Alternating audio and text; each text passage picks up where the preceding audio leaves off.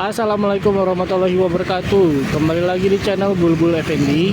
Hari ini di hari Selasa tanggal 19 Agustus 2025. Saat ini kita sedang berada di kawasan Gading Teres Mutiara Gading Villa Mutiara Gading 2 yang ada di Kecamatan Tambun Utara.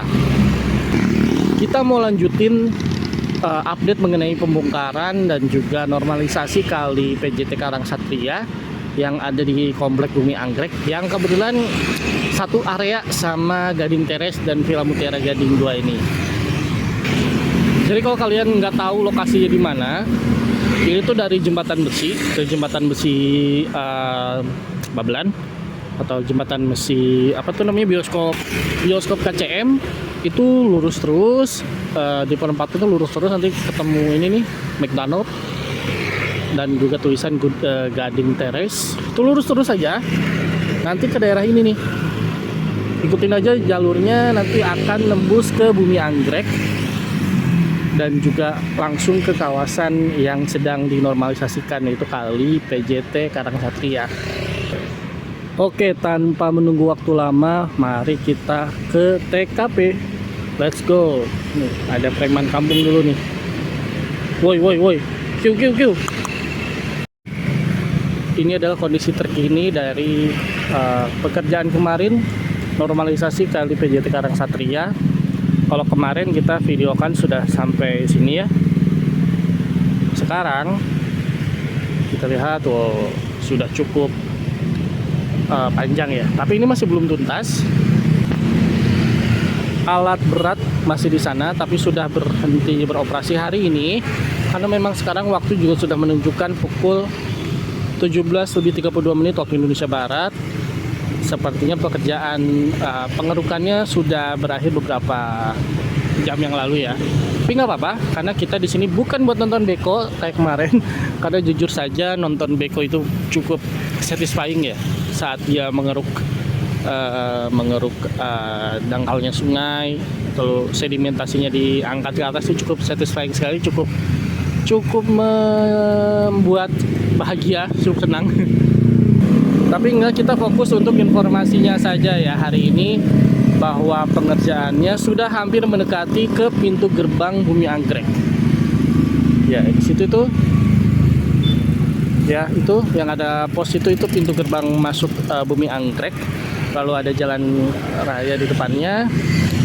Nah, pekerjaannya itu kita nggak tahu ya, apakah bakal lurus menelusuri sungainya atau ke kanan ke kali yang nembus ke Dr. Joni. Kita nggak tahu, kita tunggu saja nantinya.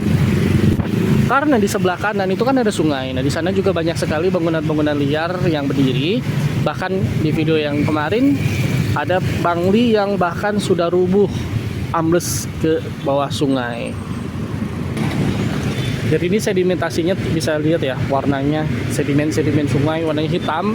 Tapi nanti lama-lama dia bakal memudar ya, kehitamannya itu akan menghilang dan akan berubah menjadi warna tanah biasa, warna coklat.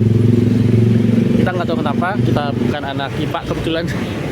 Sungainya saat ini menjadi semakin dalam dan juga semakin lebar, jauh lebih lebar daripada sebelumnya. Kemarin kita cuman berhenti sampai sini ya, bekonya itu ada di situ.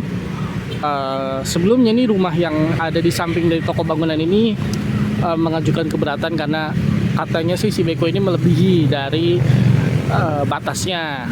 Pemilik rumah cukup sempat protes, tapi tetap pengerjaan tetap berjalan lancar meskipun sangat mepet banget itu ya sama si batas dari sungai dan juga tumpukan dari sedimen sungai.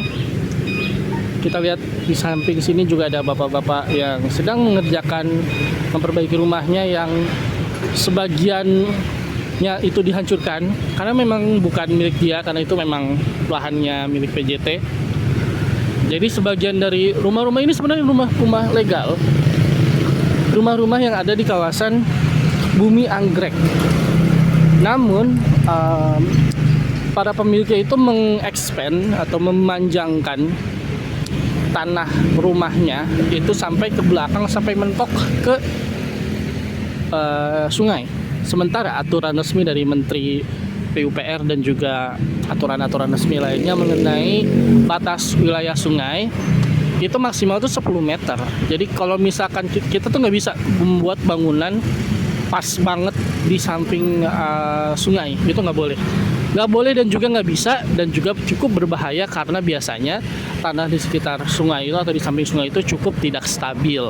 Artinya akan resiko untuk rusak dan resiko untuk hancur bangunannya itu cukup besar. Jadi memang aturan dibuat bukan untuk siapa-siapa, tapi juga si pemilik rumah tersebut. Karena daripada buang-buang uang, daripada rusak, mending nggak usah bikin sekalian karena memang nggak boleh juga. Kita lihat di sana ya, ada yang para pekerja sedang memunguti atau menyelesaikan mengambil barang-barang atau puing-puing sisa pembongkaran hari ini. Barangkali masih ada yang bisa diamankan atau barangkali ada yang masih bisa digunakan. Mereka punguti. Ada yang memang sang pemilik rumah atau pengelolanya, ada juga memang tukang pulung dari luar ya, atau pemulung dari luar yang memanfaatkan keadaan ini. Banyak kok, bahkan di Pulau Trimaha banyak sekali tulisan-tulisan dilarang mengambil berangkal-berangkal karena memang meskipun ya ilegal, tapi yang sang pembangun itu masih belum rela agar bangunannya dibongkar. Jadi at least minimal sisa-sisa bangunannya itu jangan diambil gitu. Mungkin masih bisa dimanfaatkan oleh pemiliknya. Bisa dilihat ya, batas pengerjaannya baru sampai situ. Sepertinya besok akan dilanjutkan kembali untuk pengerukan sungai kali PJT Karangsatria ini.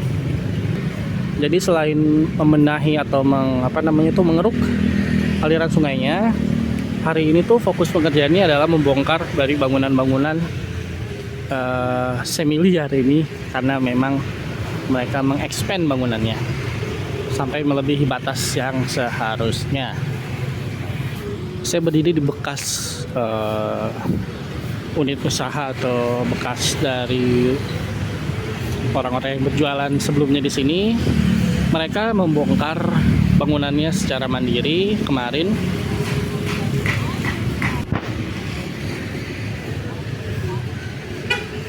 Bisa dilihat hasil pembongkaran hari ini. Lebar sungai ini dari ujung ke ujung nih kayaknya sebenarnya cukup luas ya, cukup lebar.